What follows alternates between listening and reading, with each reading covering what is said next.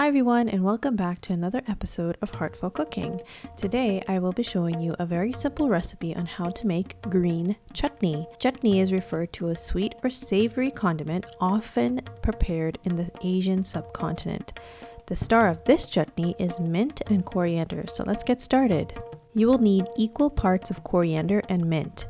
In this case, 1 bunch of mint and 1 bunch of coriander, sorted, washed, dried, and ready to combine with the other ingredients. In a blender or food processor, add 2 medium onions, 2 large or 3 medium cloves of garlic, 1 inch of fresh ginger, peeled, 6 Thai Green Chillies.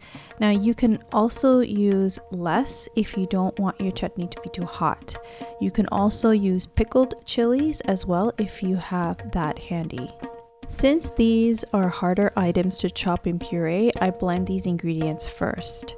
Then add the juice of 1 lime, or you can also use the juice of 1 lemon. Then add salt to taste, and finally the mint and coriander. Add them in small batches at a time to avoid the stems getting tangled. And here you have it. Green chutney, which will bring any meal alive with the freshness from the herbs and the heat from the chilies.